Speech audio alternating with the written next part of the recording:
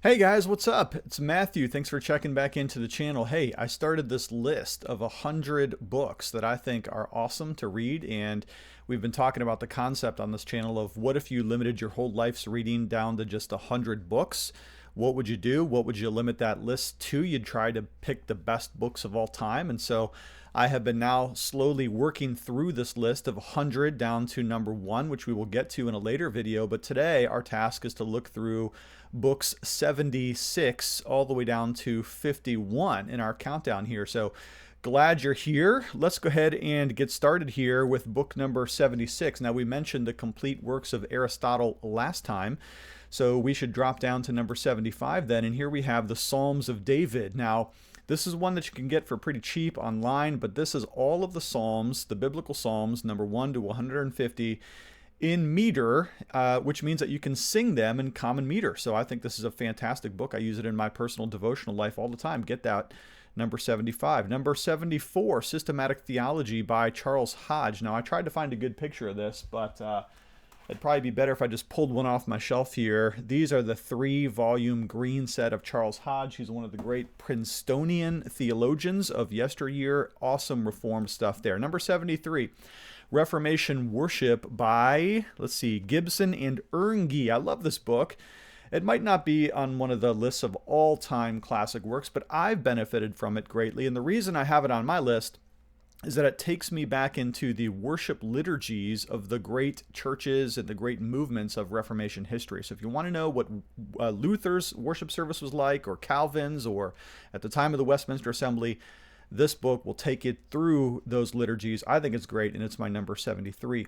Number 72, C.S. Lewis's Screwtape Letters, a very interesting book in as much as it describes a conversation between demons. A senior demonic tempter is writing letters back and forth to his junior apprentice who's learning how to tempt people, and C.S. Lewis has all kinds of really interesting insights into what that might be like. Now, let me go ahead and pause here real quick and just let you know, if you're looking for any of these books, you can go to my YouTube channel and you can hit this, see this spot right here, 10 more links, and you can come over, scroll down this, click on 100 books, and it'll take you to the sheet that looks like this. I'll have them all listed with links to Amazon and with links to video reviews, if any, that I've done on those particular books. All right.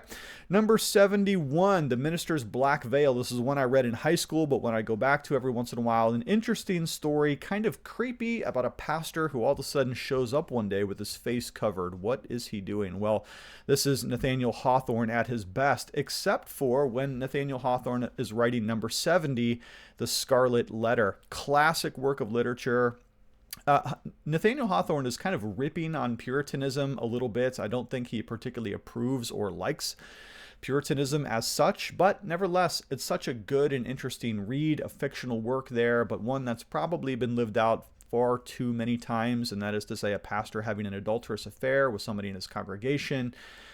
Interesting book, one that you should probably read. Number 69. This is one of the philosophical works that I have on my list here by Soren Kierkegaard. Now, Soren Kierkegaard is an existentialist philosopher. I definitely don't recommend everything he's saying, and you can probably sense from this book list that I don't agree with everything that all of these authors have to say. But Soren Kierkegaard was certainly one who really did want and pursue a real relationship with God, though he was disenfranchised by the Lutheran state church of his time. Yet, nevertheless, there's something in his writings that strikes me as a man who is questing for a vibrant and real experience of Jesus Christ. And purity of heart is to pursue that thing, the glory of God in Christ Jesus. Number 68. Reformed Dogmatics. Now, we've had multiple sets or even single volumes of systematic theology here on this particular list, but Geerhardus Vos is an excellent one among them. This one can come in either a one volume, or it can come in a 5-volume set. I happen to have the 5 volumes, but if you get the 1 volume, it's great. These are actually his teaching notes from class when he was teaching at Princeton Theological Seminary. And a lot of it is catechetical in the sense that he asks a question and then he gives an answer. It's extremely readable, and I think you'll like the way that he breaks up theology into these chunks of question and answer. Number 67, Dietrich Bonhoeffer's Life Together. Again, Lutheran theologian. Do I agree with everything he said? Absolutely not, but he does have some very interesting things to say in this very short work of just over 100 pages. This is during the time where Bonhoeffer was leading an underground seminary, even as they're doing some work to try to topple Hitler and his Third Reich regime. So as they're going underground, the seminarians are meeting together, professors are meeting and hiding and such, and Bonhoeffer writes from that perspective of what it means to truly live together as Christian brothers. Number 66, sets of Charles Spurgeon's sermons. Now, thankfully, Charles Spurgeon's sermons are all over the place. You can get them online. There's a lot of his stuff that's being reprinted and has been reprinted, but if you can come up with this 5-volume set, actually there's multiple volumes in there because each volume has a couple of volumes. So for instance, 1 and 2 here, this is just one volume, but it has. So it's a 10-volume set of Charles Spurgeon sermons. Love Spurgeon sermons. He has never, ever, ever let me down. I've never read a Spurgeon sermon and said, well, that was dry. It's always good stuff. Number 65, The History of the Christian Church by Philip Schaff. This is one of the all-time best collections of brief summaries of the whole scope of Christian history. If I'm looking for any particular era, very often my very first recourse is to go to Philip Schaff and see what he says about that particular time or that century in church history. Multi-volume set, probably pretty expensive. They may be online. I'm not sure about that, but if you find them, and every once in a while you can, make sure to pick them up. They're my number 65. Number 64. This is not the actual picture of the book. It's one of the Yale editions of Jonathan Edwards. It's volume 11. It is his Shadows of Divine Things. This is his book on typology. There's several notebooks contained in volume 11, but I love Images of Divine Things, or as it's variously called, Shadows of Divine Things. Edwards sees all of these vestiges of God's glory in creation out in the natural world, and he imports spiritual interpretations to natural things in terms of the physical cosmos. Okay, you may disagree with him. I think it's helpful. Basically what they are is sermon illustrations. That's how I would take it. Really good book. Number 63. Here's another systematic theology. Michael Horton, The Christian Faith, a systematic theology for pilgrims on the way. Now, Horton probably prefers historical theology to systematic theology or biblical theology, because in practically every chapter and every section, he's going to tell you what Luther said about this or what Calvin said about that. He's constantly framing it up with the Puritans, or some particular time in church history, whether it's the patriarchs or whatever. Church fathers, patristics, that's the word I meant to say. He's constantly framing up theology in juxtaposition with its place and its interpretation throughout historical theology, okay? Number 62, The 10 Commandments by Thomas Watson. I love Thomas Watson, and I've said this before, if I wasn't an Edwards scholar, I would probably be a Thomas Watson scholar. There's a lot of work to do. Brothers, if you're looking for a historical mentor, somebody out there, please pick Thomas Watson.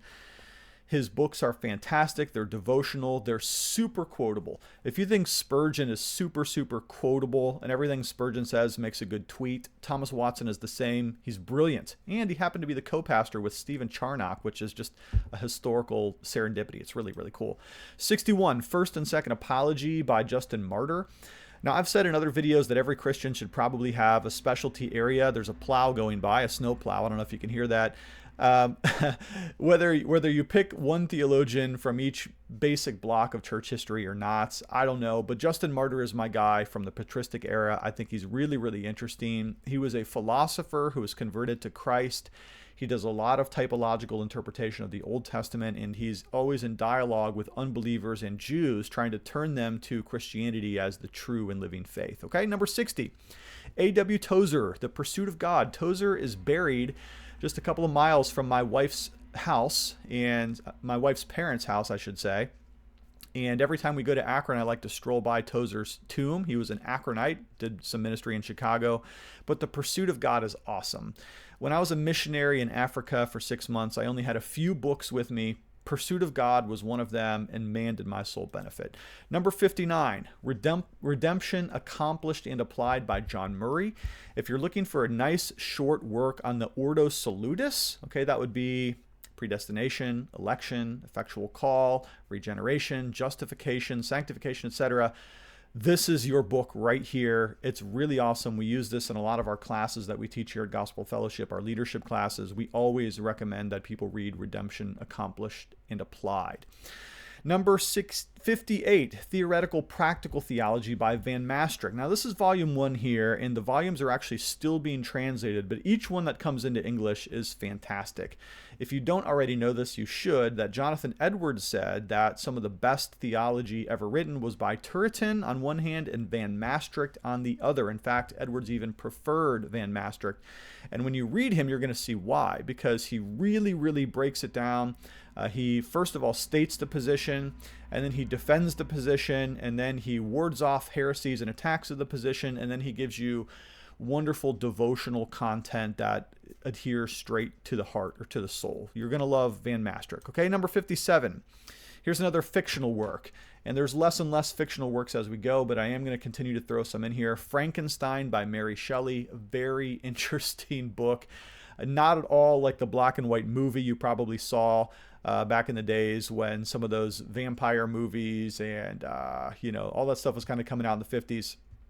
Really, really soul-searching, deep and profound book here, Frankenstein. Number 56, Luther's Larger Catechism. Now, the shorter catechism, or his small catechism, is very helpful for children and new converts, but his larger catechism really works out a lot of his theology. If you want to know what Luther thought about various theological headings, you should go to his larger catechism and you can find it there. 55, here's another systematic theology, this time by my former professor, John Frame. Now, not everybody loves Frame, but here's a guy who appreciates his triperspectivalism. In fact, I have a video asking the question, not giving the answer, but at least asking, is he one of the greatest theologians alive on planet Earth today? Some people would say yes, other people would say no. But I've really, really benefited from his systematic theology as well as some of his other shorter writings. Like this one right here, number 54, Salvation Belongs to the Lord. Now, I'm not sure if it's still true, but if you go to school at RTS Orlando, Reformed Theological Seminary in Orlando, you might be required to read Salvation Belongs to the Lord before you step onto the campus. At least it used to be so that this was going to be your first bite of theology before you sign up as a freshman. I think it's a wonderful and helpful book, especially if you're interested in what does Reformed and Presbyterian, what beliefs do Reformed and Presbyterian people hold.